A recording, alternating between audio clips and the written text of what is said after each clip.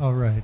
Well, self-design is not the name I started with because I didn't know what I was doing. Some people think I still don't. But that's fine. I'd like to take you on a journey that I've been on. And this is the before picture and this is the after picture. In between these two pictures was 16 years. And although children and young people live from inspiration and enthusiasm, the difference between these pictures was my experience in school, which was not about anybody asking me what I was thrilled about, what I wanted to learn. And so this is a picture of a slow death. Certainly nothing as profound as what Lavetta was talking about, but the death of a spirit in a human being. And so, oops, here we go. I've discovered that education is a lot about learning what's out there, learning about things, learning about the world, and it involves a specific part of the brain. For me, it wasn't anything about this. I wanted to know who I was. I wanted to know what it is to be a human being. And after 12 years of school and 4 years of university, the flame had almost gone out.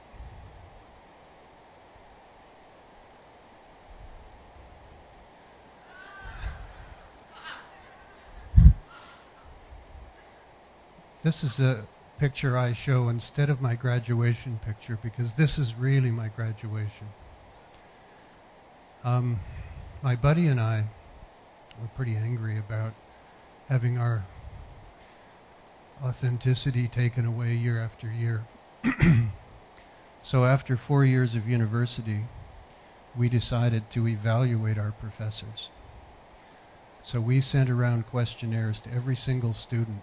There were thousands of them, of every single professor.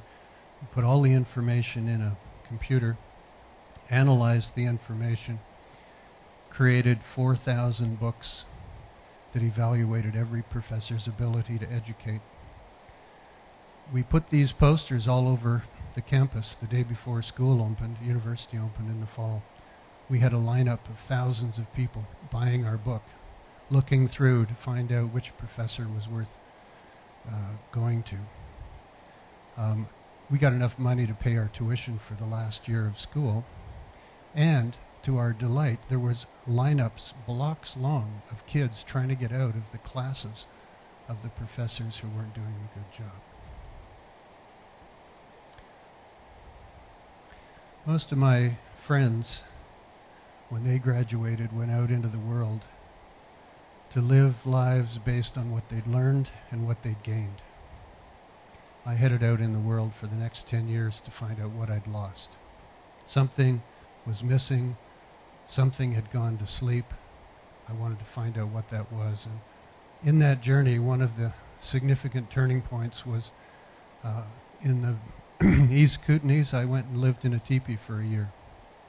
And my neighbors were a few American Indians who were up here hiding out from the U.S. government. And this was in the early 70s. And one day they took me on a sweat lodge ceremony. After days of fasting, I spent the afternoon in a very, very, very hot sauna in total darkness. And the door burst open and I ran following the native leader of the sweat lodge. And he followed me and I raced through the snow, came to the edge of a cliff. He dove off the waterfall into a pool of water surrounded by ice. I went in and he went in and came up. I dove, came up, and died. And I sat there on the side of the water and I was throwing stones in the water. And there was a feeling came over me that was exactly the same feeling as the feeling I had this week I was born. So I had an opportunity to rediscover the child's worldview. The other astounding things that happened to me were people I met, like Buckminster Fuller, And one of the things that he challenged my anger with was, you don't change society by tearing things down. Society changes because you build something better. You innovate, you build something excellent, and people will adopt it. So I didn't know what that meant. I didn't know how to do that until I met my next mentor, who inspired me about what it is to be a human being. In this picture, she was untouched by schooling. And you can meet her now in Creston. She's 32 years old, and she's still untouched by schooling. For the first 5 years of her life, I was a witness to a kind of learning that turned my entire world inside out.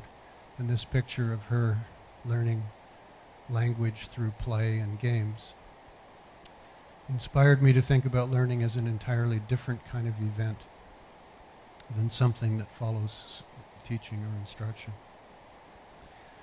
I found out that learning to talk is the most difficult neurological task of a lifetime, and yet all children do it pretty elegantly and playfully and joyfully. And so I was working as a health food store owner and a reforestation person in business. My daughter went off to kindergarten. This was 1982. And it was a couple of weeks into September. It was a beautiful sunny day. And she was at recess out on the swing and swinging and totally in touch with the universe. The bell rang. And she realized in part of her body that she didn't want to go back in that building. And that night, she said to me, "Dad, do I have to go back to kindergarten? Because I don't really get to do and learn what I want to learn when I want to learn it." And I said, "No. You don't have to go. What I want you to do is to learn what you love." And for me, this statement of hers was an act that's equivalent to the Grimm's fairy tale. The innocence of the child seeing the absurdity of the institutions that the experts and the adults perpetuate, even though they know it's not true.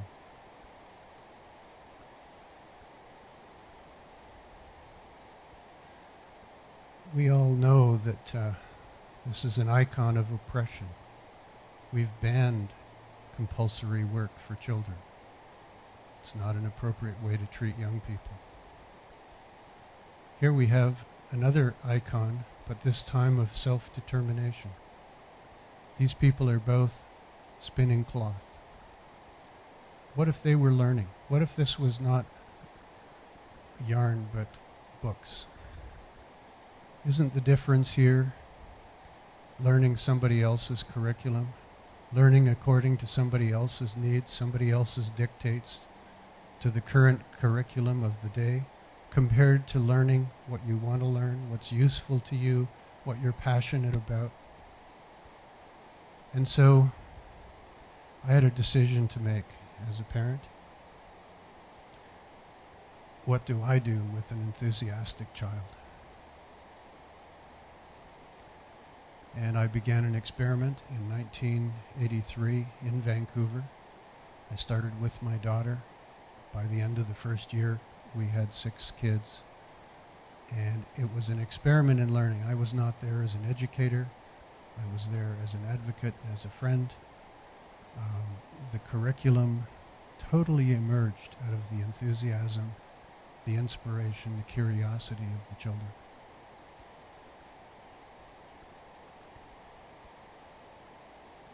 We sat in a circle. We had daily conversations. Out of that conversation emerged what we did. The kids pooled all the money we got from tuition, and we counted it and organized it, and we figured out how to spend it, how to invest in our learning experience. We hired mentors. The kids would interview a bunch of mentors each September and January, and they would hire those mentors. They literally created the curriculum. A lot of the projects that they became excited about grew out of computers and computer use. We created some pretty neat projects. One of them was BC Hydro hired us, paid us $75,000 to create a software game for the province of BC.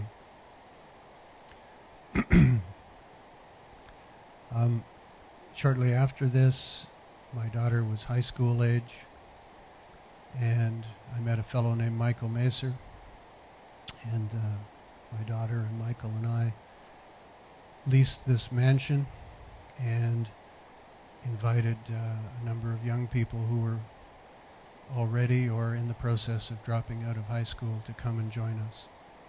And so for 4 years we created an experiment beyond the paradigm of schooling, where the kids were looking this way, finding out who they were, and finding out what living in an intentional community, a co-inspirational community, is about.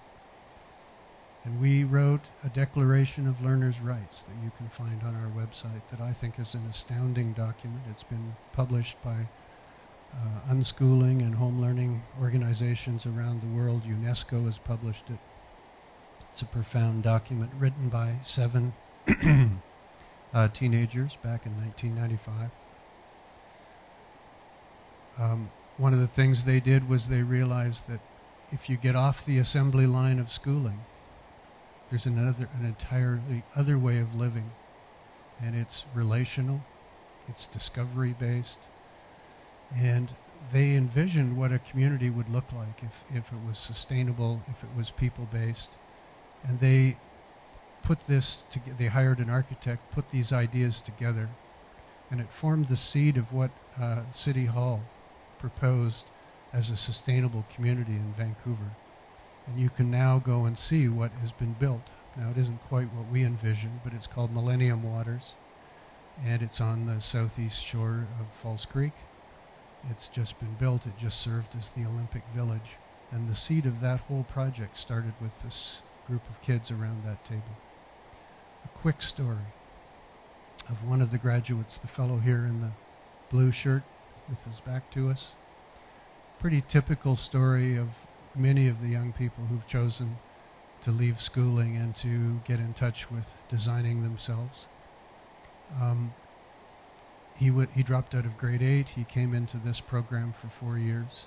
He learned about self-responsibility and who he was and how to cooperate, how to create win-win relationships. And he learned about learning and how to learn and how to be self-motivated. He never went back to high school. He took 2 years of computer training and got a job in Edinburgh, Scotland. He was such a leader in his company. He knew how to work with other people.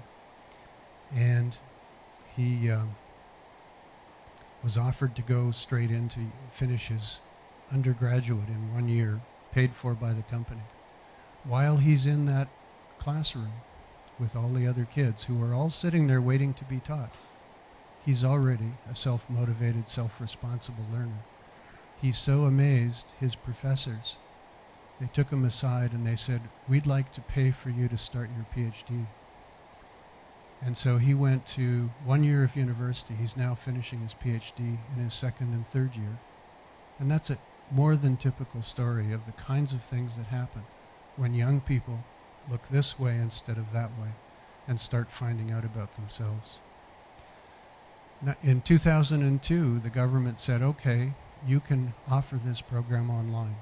So 12 educators got together. Every year we've had about 200 people come and join us.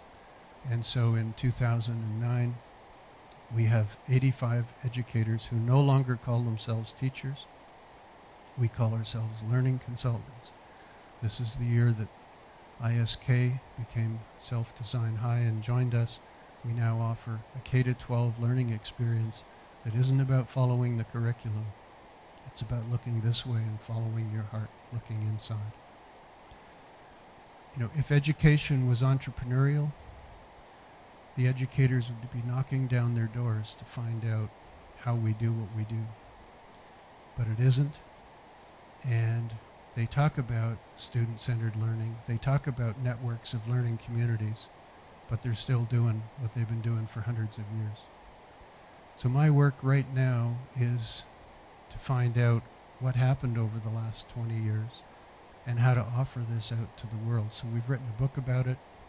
It's a book about introspection, looking to see who we really are. The only subject is subjectivity. And this entirely transforming idea that the human being is at the center of the universe.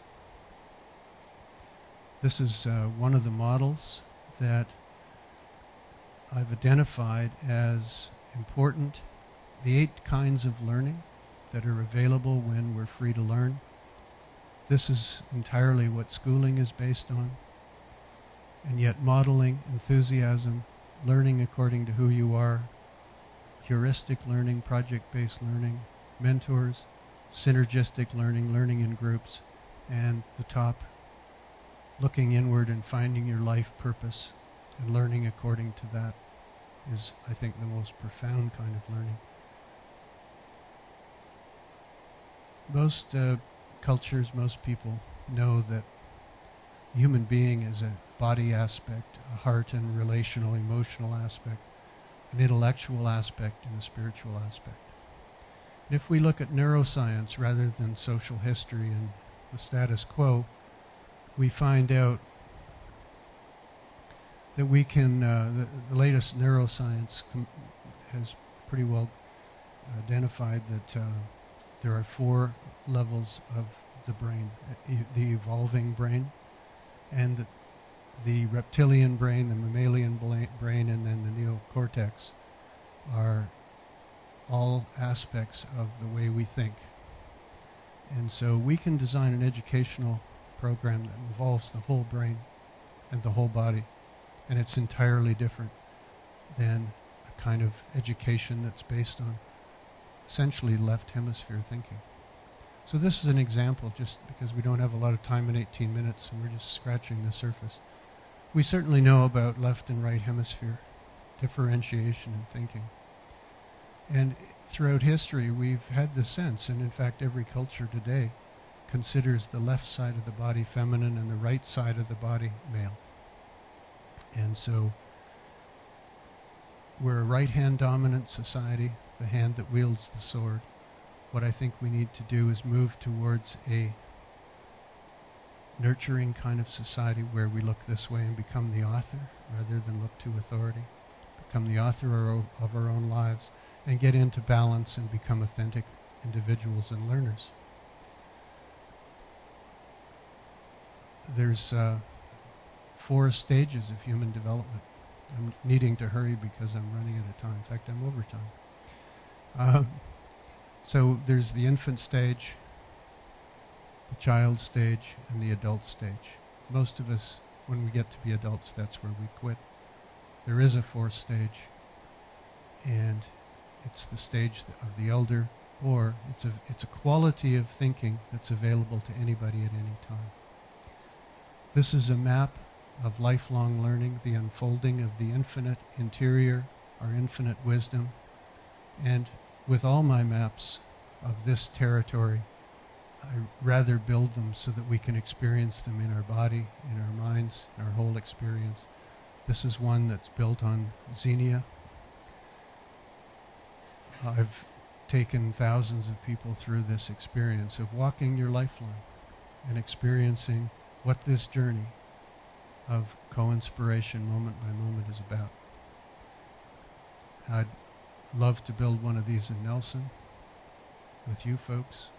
I'd love them to be in every town in the world so that we can all really reflect on the integrity of life and the importance of the human journey. Thank you.